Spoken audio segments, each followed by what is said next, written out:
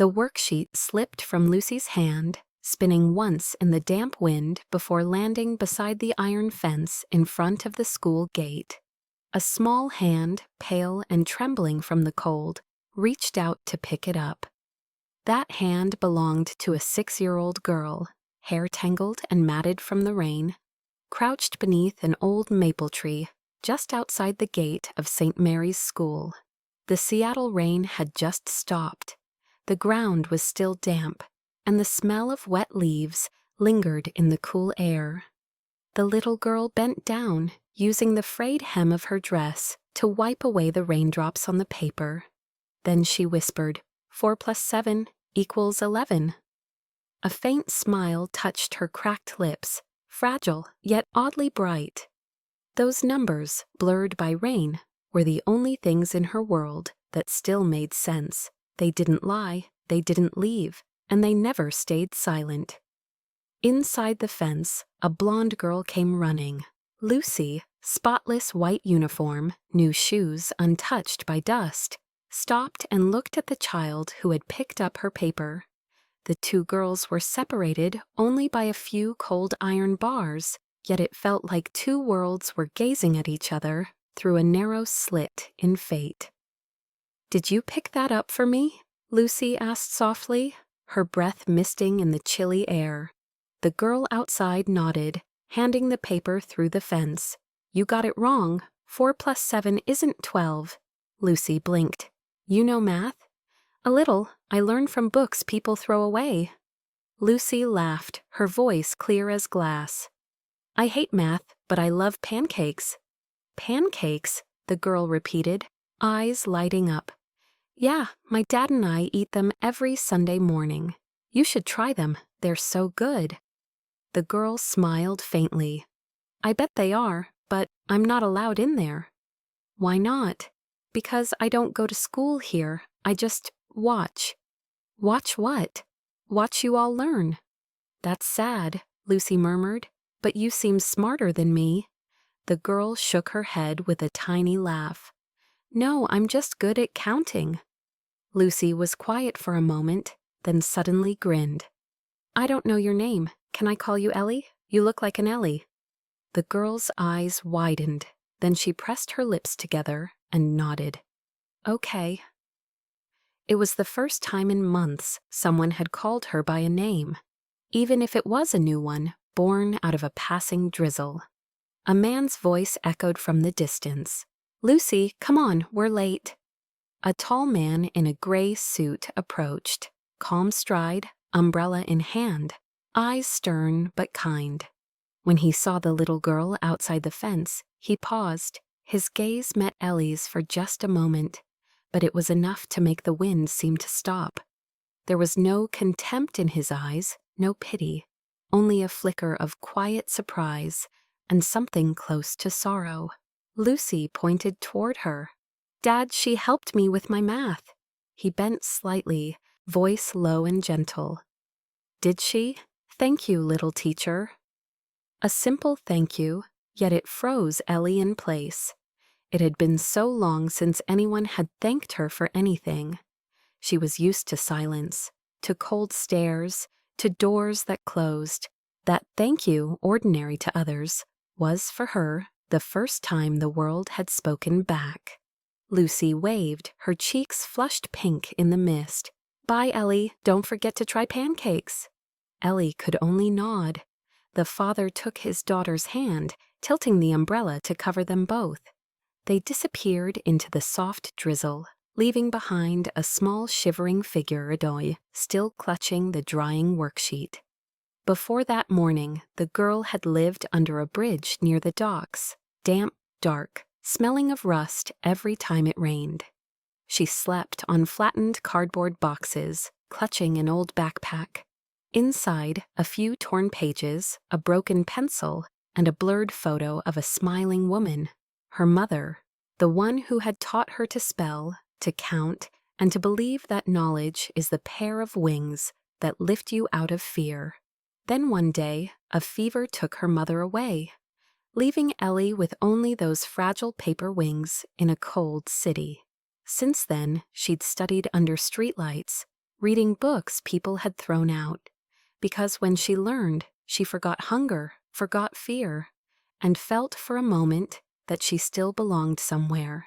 Every morning she came to St. Mary's, not to attend but to watch children laugh, be called by name, have a place that was theirs.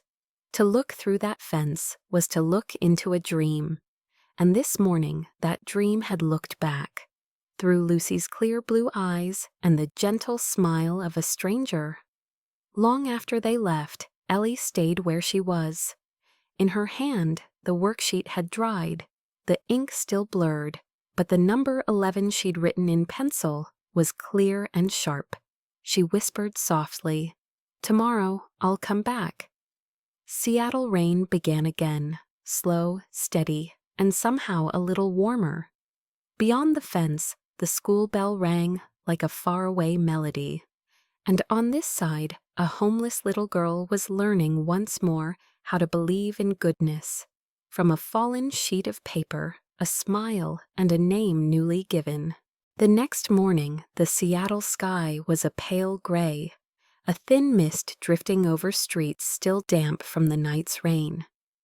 Lucy sat in the back seat, holding her notebook close, her eyes quietly watching through the car window. The luxury car glided through the calm streets, the smell of coffee mingling with the new leather, familiar, clean, and utterly distant from the memory of the little girl she had met the day before. "Dad," Lucy said softly, as if afraid her voice might dissolve the fog. "Do you think she'll come back?" James glanced at her in the rearview mirror. "Who?" "Ellie, the girl I talked to at the school gate yesterday." He frowned slightly. "Oh, that girl." Lucy fidgeted with the corner of her notebook. "She's really smart, you know. She saw my paper once and knew I got it wrong. I think she loves learning. She doesn't have a place to do it." James said nothing. He stopped at a red light, eyes following the raindrops still clinging to the glass. The image of the girl flashed in his mind, small, drenched, and the way she froze when he said thank you, as if she hadn't heard those words in a very long time. The light turned green. The car moved on. Lucy kept staring out the window. "Dad, what if we bring her some pancakes?" James chuckled. "And how would we find her?" "I don't know," Lucy said, "but she said she'd come back." "You really think she meant it?" Lucy nodded firmly. "Yes, she doesn't look like someone who lies." He didn't reply, but that sentence, "she doesn't look like someone who lies," kept echoing in his mind. When Lucy got out of the car, he stayed there for a few seconds longer, looking at the school gate before exhaling slowly. Part of him wanted to forget about it, but another part, the gentle part he thought had died with his wife, began to stir. By 11 that morning, the rain had stopped. Faint sunlight reflected off the puddles like shards of glass. James drove through the old neighborhood near the school. He hadn't told anyone where he was going. Truthfully, he didn't even know himself. He just felt drawn there. And then he saw her, Ellie, sitting by the sidewalk, her back against a brick wall, clutching her worn-out backpack. She was using a broken pencil to draw something on a wrinkled piece of paper. When the car stopped, she looked up. James stepped out. There was no fence between them now, only a tall man and a small girl standing in the soft wind of a late morning. "Hi there," he said. "You're Lucy's little teacher, right?" Ellie flinched slightly, as if about to stand, but James raised a hand gently. "It's okay, let's talk." "What are you doing?" Ellie smiled shyly, her voice raspy. "I'm drawing pancakes. I've never seen real ones before." James fell silent for a beat. "Have you eaten breakfast?" She shook her head. "Not yet." "Then come have some with me, as a thank you for helping Lucy." Ellie hesitated. "But I don't have money." "I didn't say you had to pay," he smiled. "Come on, there's a place in Seattle that makes the best pancakes, and you need to try them." The cafe sat quietly on a corner, filled with the smell of butter and coffee. Sunlight filtered through the windows in soft streaks. Ellie sat still, her small hands clasped together, eyes fixed on the waitress pouring warm milk, as if it were something sacred. The milk steamed gently. She didn't drink right away. Instead, she whispered, "Can I keep the cup when we're done? It's really warm." James didn't answer. He just watched her. Her thin shoulders, the worn coat, the look in her eyes, gratitude mixed with fear, reminded him of Grace, his late wife. Grace had that same gaze, gentle even through hardship. "Where do you live?" he asked. Ellie looked down. "Under the bridge, near the docks, but I'm not alone. I have books and my mom's photo and math." "Math?" "Yes." She smiled, pointing to the wrinkled paper in her bag. "Yesterday I fixed a wrong addition problem. I think maybe that was the start of something good." James looked at her, then out the window. Seattle was still wet, but the light had changed. "Do you like school?" "I love it. Just standing outside and watching is enough." He paused, then spoke slowly. "If you ever had the chance, would you really go?" Ellie's eyes shimmered. "If I had the chance, I'd never stop." A few moments later, the cafe door burst open. Lucy ran in, breathless, her cheeks flushed. "Dad, I knew you'd come back." Her eyes found Ellie, and she grinned. "See, I told you she'd be here." She pulled up a chair beside Ellie. "Let's eat together. Dad says the pancakes here are the best in the city." Ellie looked at the two of them, father and daughter, her hand resting on the warm cup of milk. She nodded softly. It was the first breakfast of her life eaten in a warm room, with conversation, laughter, and a fleeting sense of belonging. When they left the cafe, the wind had stilled, and soft clouds floated lazily across the sky. James opened the car door for Lucy, then turned to Ellie. "Would you like me to drive you home?" "It's okay, I know the way." He glanced at her worn shoes, hesitated, then said only, "Then tomorrow, if you come by the school again, stop to say hello. Lucy would love that." Ellie smiled and nodded. Lucy waved from inside the car. "See you tomorrow, Ellie." James got behind the wheel, but in the rearview mirror, he could still see that small figure standing by the road, brown hair fluttering in the breeze. For some reason, that sight made him breathe slower. For the first time in years, something inside him felt warm, like a weak ray of sunlight had finally found a way through the door. That night, long after Lucy had fallen asleep, James sat alone in his study. On the desk was the empty milk cup Ellie had held that morning. He had asked to keep it, not really knowing why. Outside the window, the drizzle had returned. He spoke softly to himself, almost like a vow. "Tomorrow, if that little girl comes back, I'll do more than buy her breakfast." 3 days had passed since that morning. Seattle was still raining, the kind of fine, endless drizzle that seemed as if the sky had forgotten how to stop. That morning, Lucy sat in the back seat, hugging her backpack, forehead pressed against the window. Outside, rows of maple trees dripped with rain, their wet leaves plastered against the gray streets, shimmering under the car lights. She looked through the school fence, where the stone bench still sat empty. "Dad," she asked softly, her voice fading into the sound of rain, "do you think Ellie's okay?" James stayed silent for a moment before answering gently, "I think she'll be fine, sweetheart." "I think she got sick," Lucy murmured, still staring out the window. "She was so cold that day." He didn't respond. In the rearview mirror, he saw her reflection, those clear eyes mirroring the gray sky, bright but filled with something that made his heart sink. That night, the rain came down harder. The house was so quiet that he could hear the clock ticking across the room. Lucy was asleep, clutching her stuffed bear. James sat alone in his study, the desk lamp casting a soft circle of light over the wooden table. The milk cup Ellie had once held was still there.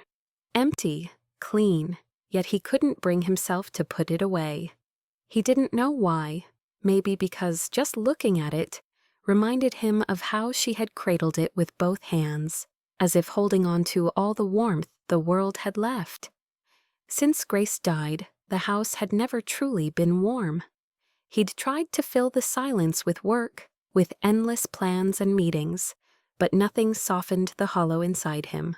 Until that morning when a small, rain-soaked girl sat quietly by a school fence, gazing inward with eyes full of longing and gentleness. Outside, the rain tapped rhythmically, steady as a metronome. James lifted his head, looking out through the window. Streetlights blurred through the wet glass, glowing like streaks of liquid gold. He stood, took his coat, and left. The city at night was drenched in rain. Golden light stretched across the wet pavement, thin as threads of silk. The car rolled slowly, the windshield wipers moving back and forth like the weary breaths of the man behind the wheel. He wasn't sure where he was going, only that his hands gripped the steering wheel tight, driven by an unnamed pull. He remembered her words. Under the bridge, near the docks. The iron bridge appeared through the mist, streetlights reflecting weakly on the slick concrete below. He parked and turned off the engine. Silence fell, except for the steady tapping of rain on the roof. "Ellie," he called softly, his voice dissolving into the rain. No answer.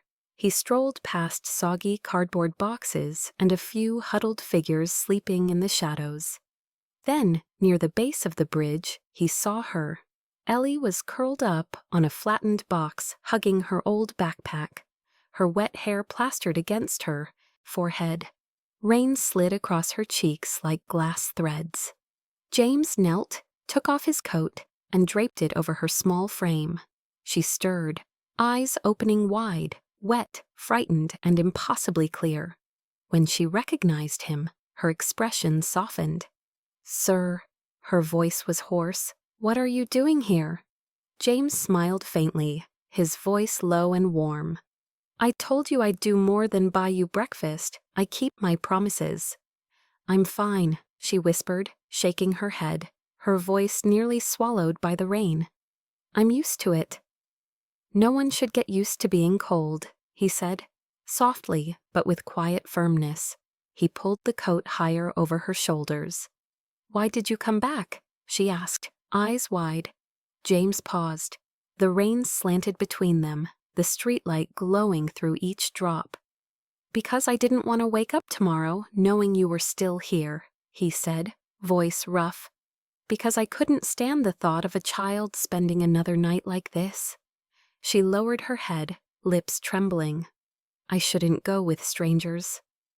"Then don't call me a stranger," he said, a sad smile flickering across his face. "Call me someone who keeps his word." For a long moment there was only the rain, steady, cold, and unending. She looked at him, then down at the coat wrapped around her. Finally she nodded. "Just for tonight." He nodded back, his voice quiet. "Just tonight." The car pulled away from the docks. Through the window, Seattle drifted backward, blurred, wet, like a painting that hadn't yet dried. Ellie sat in the back seat, hugging her backpack, head resting against the glass. Streetlights brushed across her face, each flash of gold flickering, fading like a heartbeat that had finally found rhythm again. James watched her through the mirror. She was asleep now, lips moving faintly as if whispering in a dream. He turned on the radio. An old jazz tune Grace used to love filled the car. Slow, melancholic, gentle.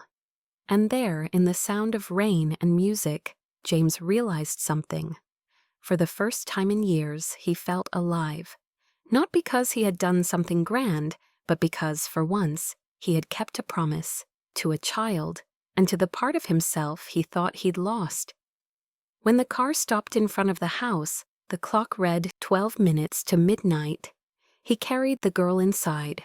Her body was light, slowly warming in his arms. James laid Ellie on the sofa, tucked a blanket around her, and placed a cup of warm milk on the table beside her. She slept soundly, her breathing steady, small hands clutching her backpack, as if afraid someone might take it away. The soft light bathed her face, and for the first time in years, the room no longer felt empty. James stood there for a long time, unmoving. Outside, the rain still fell, but its sound had changed. It was softer now, almost like a lullaby. He whispered, barely above the rain, "Welcome, home, Ellie." The next morning, for the first time in days, Seattle had sunlight. A thin veil of light, soft as silk, streamed through the living room window, spilling over the blanket on the sofa. Beneath it, the small figure stirred. Her tangled brown hair spread across the pillow. Her lips parted slightly, her breathing calm and even, like the sound of wind. When Ellie opened her eyes, she blinked several times against the brightness, staring up at the white ceiling, the curtains fluttering gently in the morning breeze. The air carried the scent of coffee, butter, and brown sugar, warm and sweet enough to make her forget for a moment where she was. The house was tidy, clean, bright, and alive. To her, it felt like another world. No rain, no rust, no cold. She pulled the blanket aside. Her feet sank into the soft carpet, so warm it made her chest tighten. In the corner, her old backpack had been dried and placed neatly on a chair, as if someone had been afraid it might get wet again. Ellie bent down and touched it lightly, almost afraid it would vanish like a dream. "Dad, did you make the coffee yet?" A young voice came from the stairs.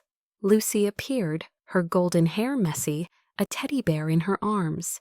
She was mid-sentence when she froze at the sight of Ellie. The two girls stared at each other for a few seconds. "Ellie," Lucy whispered, her voice trembling in surprise. You're really here?" Ellie fumbled with the blanket, gripping its edge. "I'm sorry, I just stayed one night. I'll go now." Lucy walked closer, wide-eyed. "Go where? Back under the bridge?" Ellie didn't answer. Lucy noticed the folded coat on the table, her father's, and smiled softly. "My dad's a good man. He says if someone's cold, he'll always cover them." James came out of the kitchen, a steaming cup of coffee in hand. Sunlight brushed across his shoulders, forming a halo of warmth. "Dad," Lucy called, "Ellie's awake." James set the cup down, his expression gentle. "Did you sleep well?" he asked. "Yes, thank you. I'm sorry, I didn't mean to bother you." "No one's bothering anyone," he said, his deep voice kind. "Now eat breakfast. In this house, no one leaves hungry." Breakfast unfolded in a kitchen bathed in sunlight. On the table, pancakes, warm milk, and honey. Lucy chattered about school, occasionally turning to Ellie with curious questions. "Do you like pink? Have you ever gone to a real school?" "Which do you like more, math or pancakes?" Ellie answered softly, her voice timid at first, but growing steadier with every question. Her eyes brightened, her shoulders relaxed. Across from them, James watched in silence. The kitchen, once filled only with the ticking of a clock, now echoed with the sound of spoons, clinking against plates, of laughter, of life threading through sunlight. It was simple, but warm as if the house itself had begun to breathe again. Since Grace's passing, it hadn't heard a sound this beautiful. After breakfast, Ellie set down her cup and stood. "Thank you, sir. Thank you, Lucy. I should go now." "Go where?" James asked. "Back to where I was. My things are still there." Lucy frowned. "But it's wet there. You were coughing all night." Ellie smiled faintly, her voice hoarse. "It's fine. I'm used to it." James looked at her and said quietly, "You don't have to get used to things that hurt you." He poured another cup of milk and set it in front of her. "Stay one more night. When you're better, I'll take you back." "Just one night?" she asked softly. He nodded, glancing toward the window, where sunlight slanted across the floor. "Just one night." Lucy tilted her head, a mischievous grin appearing. "Then tonight you have to teach me math, okay? I always mess up the subtraction part." Ellie laughed, a light, sunlit sound. "Okay, but only if you finish your pancakes first." "Deal." Lucy held out her hand. They slapped palms and laughter burst between them, bright and sharp like shattering glass. James stood in the doorway, watching. His heartbeat slowed to a rhythm he hadn't felt in years. That afternoon, the sky was clear. Sunlight streamed through the windows, falling across the two girls sitting at the study table. Lucy scribbled an answer wrong. Ellie leaned closer, pointing gently. "Here, you subtracted wrong." James looked at the scene, an odd peace washing over him. The house, once filled with grief, now rang with the laughter of children. Somewhere, he liked to think, Grace was smiling too. That night, Lucy hugged her teddy bear and stood at the living room door where Ellie had made a bed on the sofa. "Ellie," she whispered, "if it rains tomorrow, will you stay another night?" Ellie looked up, smiling faintly. "If it rains." "Then I hope it rains," Lucy said, closing the door, leaving behind a pool of golden light, spilling over Ellie's face. James paused in the hallway, watching them. One child is learning how to keep a friend, and another is learning she's allowed to stay. Outside, the sky held its silence, no rain in sight. But inside the little house, the lights burned later than usual, and for the first time in years, James realized that sometimes even silence can be a kind of happiness. On the third morning, Seattle was wet but gentle. Rain whispered on the eaves, and silvery light spread across windows, still blurred with mist. In the small kitchen, Lucy fumbled with a pair of paper scissors, while Ellie sat beside her, folding scraps of paper into tiny airplanes. Bits of paper fluttered to the floor like snowflakes, and their quiet laughter mingled with the scent of pancakes and warm milk. After 2 days of rest, Ellie was feeling better. She told James that she would leave the next morning, go back to where she had been, with only her backpack and a thin blanket. James simply didn't argue, but something in his eyes looked misty. Lucy, on the other hand, refused to accept it. The night before, she had chattered endlessly. "If you leave, who's going to help me with math? And I haven't even shown you the maple tree in the yard yet." Ellie had only smiled, a fragile smile, soft as the last light of day.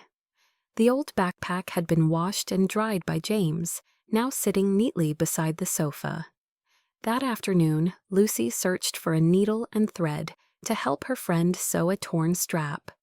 As she slipped her hand into the small inside pocket, her fingers brushed against something flat and stiff. She pulled out an old photograph, its corners faded, fine cracks running across the image of two people. A woman with silver hair, smiling gently, holding the hand of a little girl, Ellie, no more than 3 years old. On the back, the writing was smudged but still legible. "Love you always, Grandma May, Tacoma, WA." Lucy held her breath and lifted the photo toward the light. "Ellie, who's this?" Ellie stared at the picture, her trembling fingers tracing the torn edge. "My grandma," she whispered. "Her name's May. I don't know if she's still alive." Her voice broke. Lucy was silent for a moment, then laid a hand over her friend's. "Do you miss home?" Ellie nodded faintly. "I don't even know if I still have one." When James came home, Lucy ran to show him the photo. "Dad, look, it's Ellie's grandma. She lives in Tacoma." He took the photograph. The golden light from the window fell across the wooden table, illuminating every wrinkle in the old woman's hand. Her eyes seemed to hold a smile for a world that might have already turned its back on her. James said nothing. He set the photo down and looked toward Ellie, the girl sitting quietly, head bowed, fingers clenched together. "How long have you been looking for her?" he asked softly. "Since my mom died," she said, "but I don't know where to start. People say the world is really big." Outside, the rain had slowed to a whisper. Inside, there was only the ticking of the clock, the soft drip of water from the eaves, and the shared breath of three people, not bound by blood, but joined in stillness. James finally spoke. "If she's still alive, she deserves to know you're safe." The girl looked up, her eyes wide, startled, afraid to hope. "You mean you'll help me?" He nodded slowly. "Sunday morning we'll go to Tacoma." Lucy squealed, spinning around the table. "We're going to find Ellie's grandma. This is the best day ever." But Ellie stayed still, her small hands gripping tightly as tears welled up, spilling onto the photo. She wiped them away, laughing between her sobs. "Thank you. I don't even know what to say." James smiled, his voice deep and calm. "Sometimes all you need to say is yes to the beginning of a journey." That night, after the two girls had gone to sleep, James sat alone in his study. The photograph lay before him, bathed in the soft yellow glow of the lamp. He thought of Grace, of how she used to say, "Some people only cross our path once, but that once can change us forever." He slipped the photo carefully into his jacket pocket, as though accepting a quiet mission. Outside, the rain had stopped. On the window pane, the reflection of three figures overlapped, a man and two children. Not yet a complete family, but finally beginning to look like one. Sunday morning arrived, and Seattle woke beneath a veil of mist. The roads shimmered wet, the sun not yet risen fully, its first light drifting between rows of pine trees still heavy with dew. James started the car, the engine hummed softly, steady against the stillness of dawn. In the back seat, Lucy hugged her teddy bear, chattering about how she would tell Ellie's grandmother that her friend was better at math than the teacher. Ellie only smiled, fastening her seatbelt carefully, both hands gripping the edge of her coat. The car rolled forward, carrying the cool breath of morning. The radio played quietly, an old jazz tune, the same one Grace used to play every morning. James drove slowly, mindful of the fog that blurred the road ahead. In the rearview mirror, he could see Lucy resting her head on Ellie's shoulder, while Ellie sat silently, gazing out the window where the dew was beginning to fade. The road to Tacoma stretched over gentle hills, where the early light shimmered on the lake's surface and pale pink clouds draped across the sky.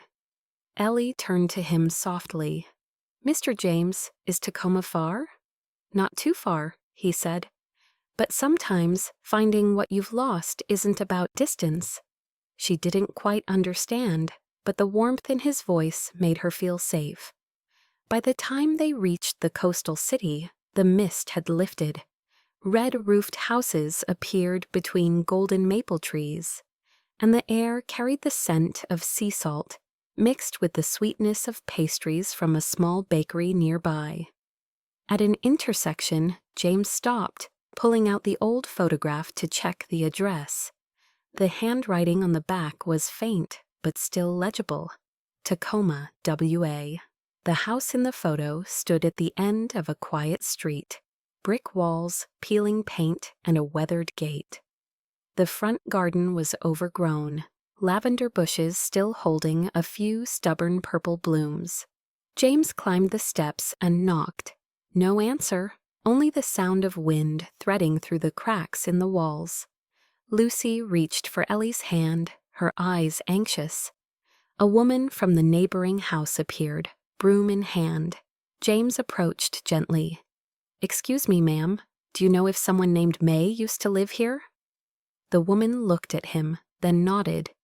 "She did, but she fell ill. She's at Havenbrook Nursing Home now near the bay. Room 214, second floor." Ellie clutched her backpack strap tightly. Is she okay?" she asked, her voice trembling. "Weak but sharp as ever," the woman said kindly. "She always talks about her granddaughter, says if the child were still alive, she'd be about your age now." Ellie bowed her head. James thanked the woman, then turned back to the car. In the mirror, he saw the girl sitting quietly, her small hands knotted together in her lap. The midday light glimmered in her eyes, bright yet fragile, like the surface of water before it breaks. Havenbrook sat by the bay, a cream-colored building surrounded by old maple trees. Inside, the air smelled faintly of lavender and salt. In the lobby, a few elderly residents sat in wooden chairs, smiling softly at the sight of the two children. The hallway was long, its walls lined with paintings of wildflowers, and sunlight spilled down like a thin river of gold. "Room 214 at the end of the left hall," the nurse directed. Ellie strolled, one small step at a time, her hand trembling. James leaned down. "Do you want to go in alone?" She shook her head. "No, I want you and Lucy to come too." The door to room 214 creaked open. Midday light fell across a woman with silver hair, sitting in an armchair, reading. Her glasses had slipped down her nose, her frail hands trembling slightly as she turned a page. The sound of footsteps made her lift her head. When their eyes met, time seemed to stop. "Grandma," Ellie whispered, her voice breaking. The woman lowered her Bible, her hand rising to the air, trembling. Her clouded eyes brightened all at once.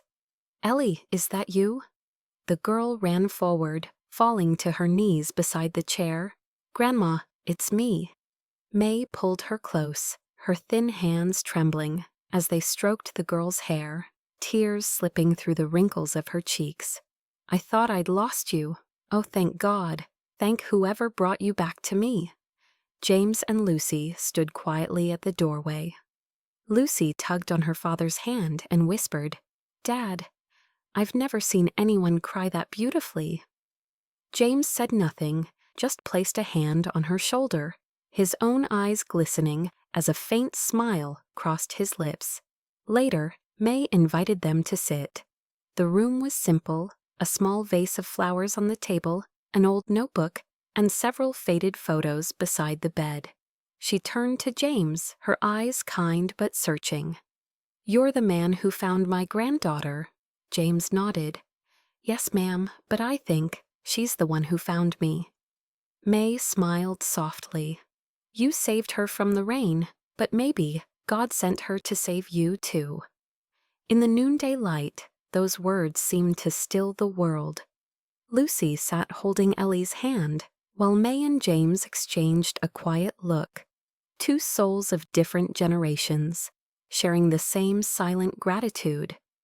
As the afternoon faded, sunlight poured through the window, reflecting the faint silhouettes of four people, their shapes blending. May told stories from her youth, her voice trembling but joyful.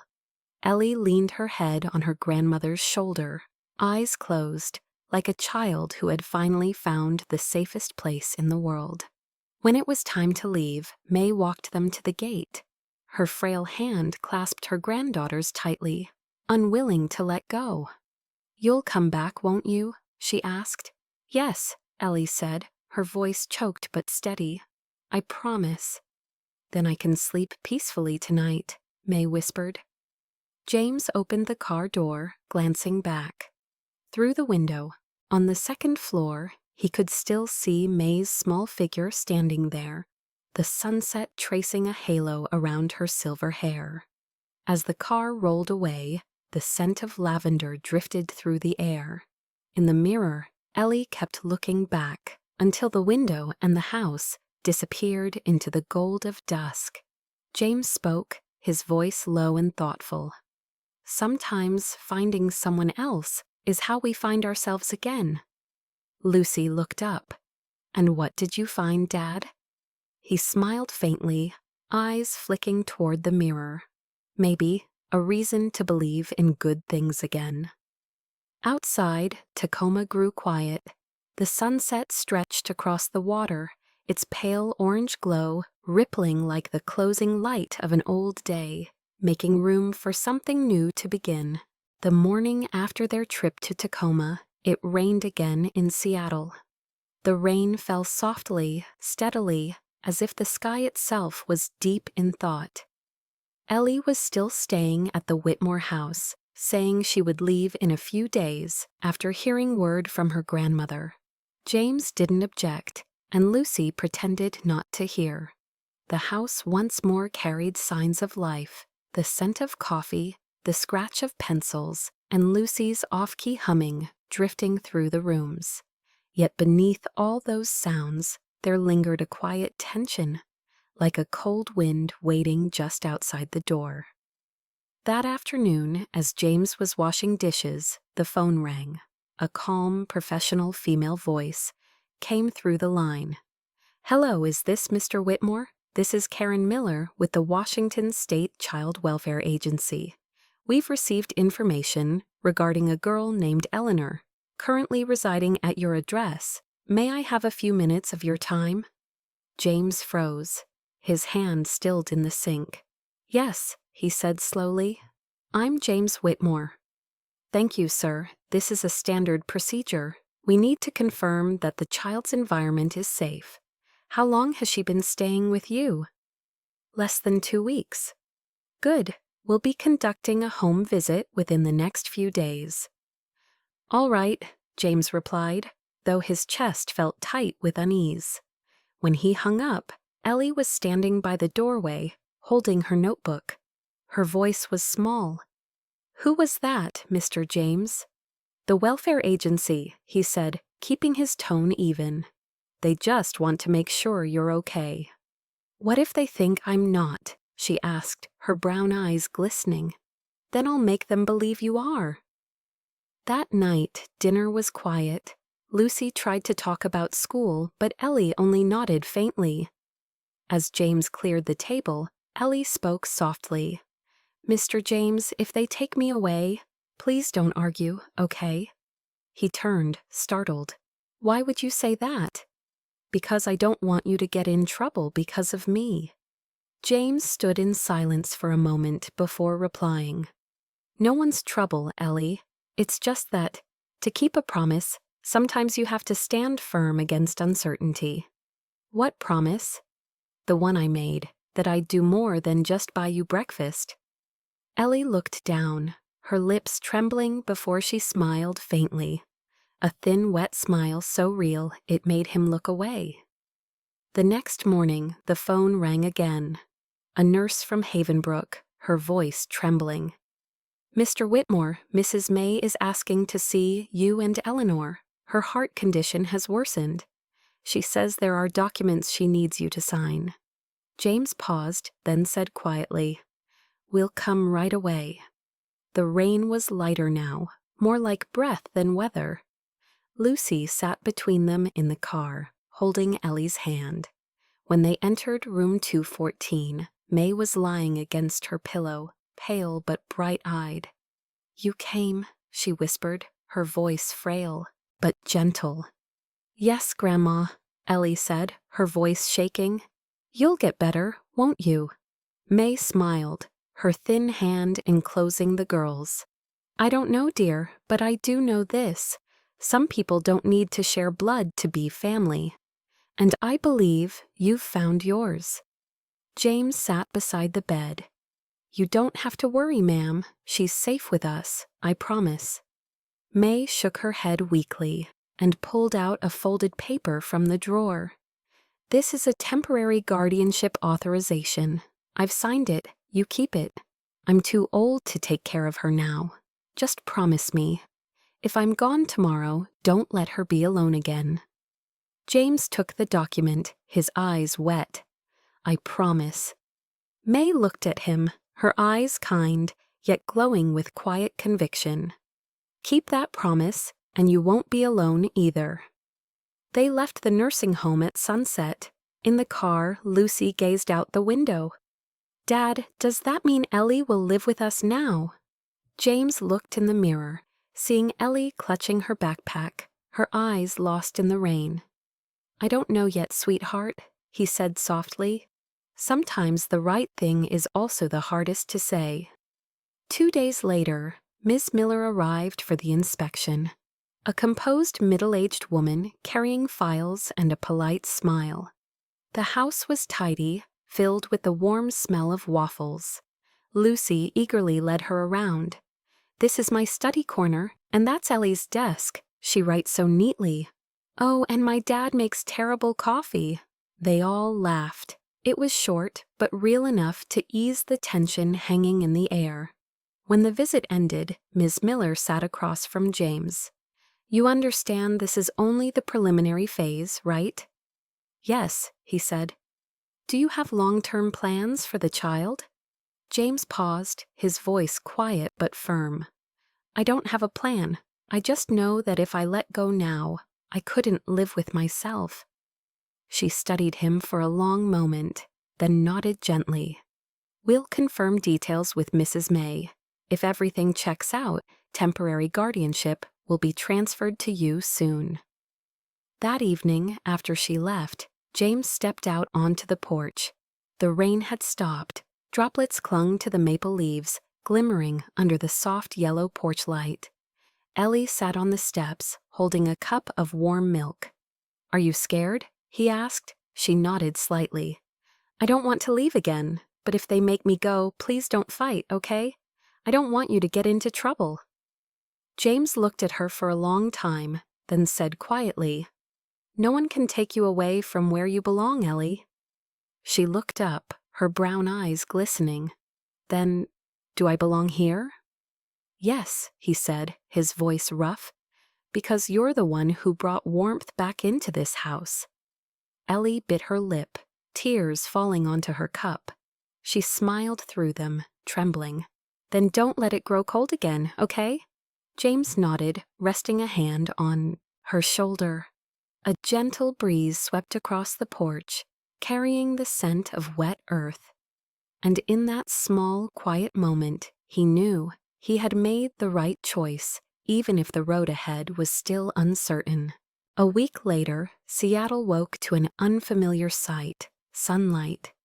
After so many days of rain, the sky was clear, and light spilled onto the streets like thin layers of honey. James brewed coffee. Its rich aroma drifted through the kitchen. Lucy was taping colorful paper squares on the wall. She called it a family mural and said she needed to add a third official member. At the table, Ellie was finishing an essay Lucy insisted had to get an A so we can brag to the teacher. The doorbell rang. James opened the door, and there stood Ms. Miller, holding a folder, beside someone he recognized immediately: Mrs. May. She was in a wheelchair, but her smile was bright, her cheeks pink from the sunlight. "Good morning, Mr. Whitmore," Ms. Miller said warmly. "We just need to finalize a few documents. The temporary process is complete." "Today?" James asked, startled. "Yes," she nodded, "and Mrs. May insisted on being here." Lucy came running from the hallway, squealing, "Grandma! Ellie's grandma is here." Ellie froze for a second, then ran to her. She knelt, throwing her arms around the old woman. May stroked her granddaughter's hair, her voice trembling but sure. "I wouldn't miss this day for the world." They all gathered around the dining table. Sunlight streamed through the window, falling across the stack of white papers marked with bold black letters: "Petition for legal guardianship and adoption." Ms. Miller read each section aloud, her voice clear and calm. James listened, but his mind wandered back to that first rainy morning, to the small soaked girl huddled beneath the fence, clutching her worn backpack as he draped his coat over her shoulders. That same coat still hung in the corner of his closet. And now that same girl sat before him, her eyes no longer afraid. "Mr. Whitmore," Ms. Miller said gently, bringing him back to the present. "If you're ready, please sign here." James picked up the pen. His hand trembled slightly as the ink flowed onto the paper, a clean, steady signature.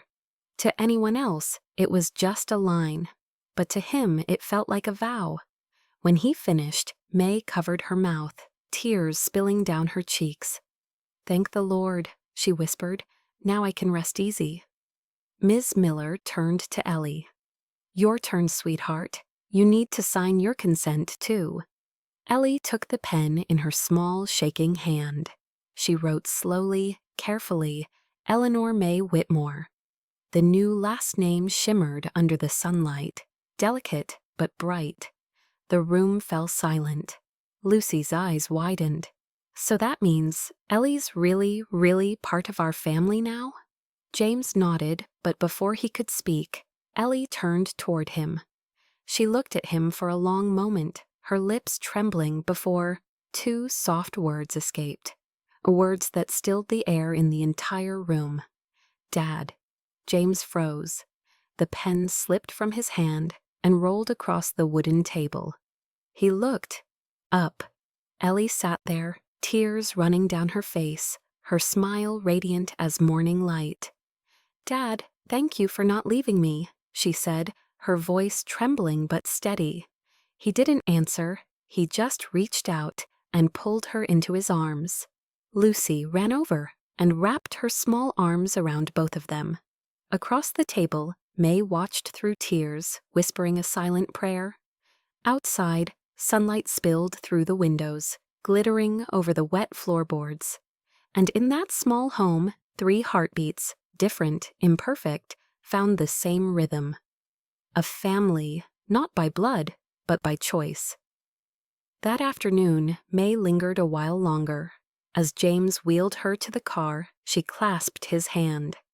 "You kept your promise," she said softly, "and you let her keep her faith in the world." James swallowed hard. "You've given me more than I ever expected." May smiled, peaceful, luminous. "No, my dear, you're the gift she was meant to find." The car drove away, her silhouette growing smaller at the end of the street. James stood in the golden light, watching the 2 girls in the yard. Lucy was swinging a broom like a sword, and Ellie was laughing so hard she almost fell, the puppy tugging at the ball between them. Their laughter carried across the yard, brushing against the warmth of the afternoon. Back inside, the adoption papers still lay on the table, the ink not yet dry. 3 names, 3 signatures, a single new story beginning. James ran his fingers across the final line and whispered, almost to himself, "Sometimes family isn't what we're born into, it's what we choose to hold on to." Outside, a soft wind rustled through the maple trees. Golden leaves drifted down slowly, landing on the quiet street below. And inside that small house, 3 hearts beat together in one steady rhythm. And in the days that followed, I kept my old morning ritual, brewing a cup of coffee and sitting by the window, watching the maple trees outside sway in the breeze. Only now that quiet space was no longer silent. Lucy would be running around the kitchen, singing off-key as always, while Ellie sat at the table, folding her homework neatly into stacks. The house hadn't changed, but the heart within it had. I once thought losing the person you love was the loneliest thing that could happen. But it isn't. True loneliness begins the moment you stop believing you still have something left to give. Ellie came to me in the rain and brought back something I thought I'd lost forever, the ability to believe. She taught me that family isn't what we're given, it's what we choose to keep. That blood doesn't bind hearts, love does, and sometimes a single word, Dad, can heal wounds even time had given up on. I don't know what the future holds, but I do know that tomorrow morning I'll still brew my coffee, still listen to the girls arguing over waffle recipes, and still thank God for sending that little girl into my life on that rainy day. Because now, when Ellie calls me Dad, I understand. I didn't just keep a promise to a child. I kept a promise to myself that I would never let this house fall silent again. Outside, the morning sun pours through the window, painting the floor in warm gold. Lucy's laughter echoes down the hall. Ellie runs past, her hair flying loose, her voice full of life. I watch them and smile, whispering to myself, sometimes the greatest miracle in life is simply having someone who calls you home. In this world, no child is ever meant to learn how to survive alone. Every small heart deserves a place to belong, a hand to hold, a voice to trust, a look that says, you're not being left behind. The story of James, Lucy, and Ellie isn't just about finding a family again. It's a reminder that sometimes love doesn't need shared blood, only enough gentleness to warm a lost soul. A coat offered in the rain, a breakfast shared, a promise kept. Sometimes that's all it takes for a child to believe the world can still be kind. If you're hearing these words now, remember this. Even the smallest act of kindness can change an entire life. And if you ever have the chance, be the one who brings that light to a child. Because every one of us deserves to be loved. But more than anyone, a child deserves to know they are.